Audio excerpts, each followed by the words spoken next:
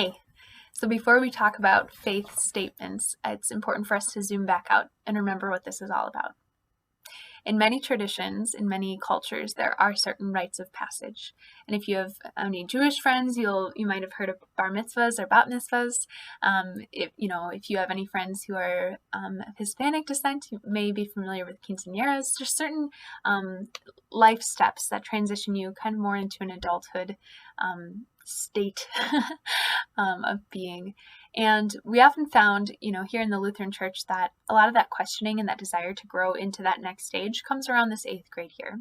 So we see you. We know you're questioning and wrestling and wondering and hearing lots and wondering lots. And we want your whole self, including your spiritual self, right? Those are all together in one person, to make that transition into adult faithhood. So in our tradition, you can be baptized as a baby or at any age, but often when babies are baptized, it's their parents bringing them to that font, along with maybe godparents or grandparents, and the whole congregation is there, right, to say, yes, we will continue to raise you in this faith, we will support you and love you, and welcome to God's family. It's God's doing. God's love comes to us through God's action, nothing that we do. But then we get to a point in life where we get to say, you know what? All that stuff that was promised in this community that I've been a part of, I say yes. I say let's go with it. I say let's keep engaging. So your affirmation of baptism is a chance to say, yes, God, I know you see me, and I want to see you too. Or, yes, God, I know you love me, and I'm going to keep looking for ways to love others and to see that love that you have for all of us.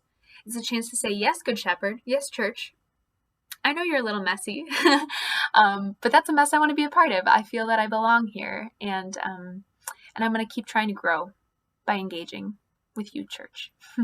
So while religion is a tool for rebinding, we remember that God's love for us cannot change regardless of what we do or do not do, regardless of the societal pressures to do or not do X, Y, or Z. We can't make God love us any more or less than God already does.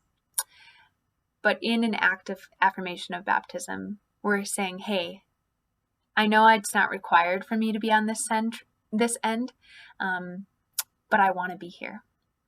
Questions and all, worries and all, struggles and all, characteristics and all of you is welcome here, and all of you gets to say, yes, let's move forward.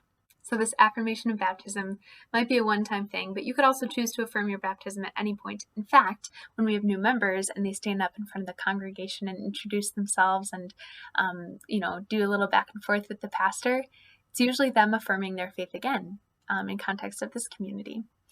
So you might affirm your faith more than once, but this is usually quite a big deal for someone's faith life. And let this be a push-off point. Don't let this be the end of your journey. Let this be a push-off point into this adulthood journey of faith. So to write a faith statement, you can either be telling a story, you can be answering some prompts, you can be sharing poetically, wherever you're at. Now we have these tools provided in the links below that are going to help you ask a lot of questions, so that you can respond to some of them. This is not something where you're answering each one. That would be a lot, and that would be a super long faith statement, which I'm not discouraging you from doing or thinking about. But as far as for this project, we're talking like a paragraph or 2 or 3 max. So in the document, you will see things like, tell us about the God of Christianity, or tell us about God and God's relationship to creation, or what about Lutheranism? What does that mean to you? Let's talk about grace. Let's talk about sacraments. Let's talk about paradoxes, things that don't quite make sense. It's both and, or this and that. Where you've experienced faith here at Good Shepherd or in other places, just all sorts of things. Telling stories of faith experiences you've had. So the retreats or serving, any of the ways that you served, right? In theory, you've done, 3 years of 12 service experiences, and probably even more than that, that weren't logged. That's a lot of serving people, and often we encounter God through service. You could talk about how you're hoping to continue your faith journey, or where you're hoping to look for God and find God in the coming years. Talk about your gratefulness, or talk about the gifts that you have and who God's created you to be. It could really be any of these things. Likely not all of these things. Likely one or two of these things. But take some time to journal and really think about these questions, knowing that some of these are going to be like of little to no interest to you, and others you could talk for days.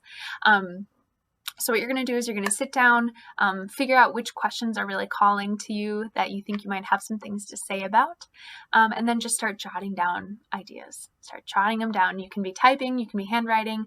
Some people maybe don't love writing and they're much better at speaking. Feel free to do a little like voice memo and record what you're saying. Might be a nice way to get thoughts rolling as well. And then you're going to get to a point where you maybe want to share and get some feedback. Typically, when we do this in person, you're writing and then you bring it to Sarah or I, and then we read through it and ask you some more questions or try to pull more out of what's said there. And we can still do that this way too. We can do it via email and do it via Zoom. We are here to help. But at first, it's going to require a little bit of just sitting down and clearing your mind and trying to see what bubbles out of your spirit well, and get it on some paper or document. If you have questions, obviously we are available again during the times that have been described in the email. But we are here for you, and likely I'll be asking you more questions or trying to pull more out of you. Do not ever be afraid of writing too much, because usually it's the other end of it. If you need more questions or more things to think about, feel free to reach out.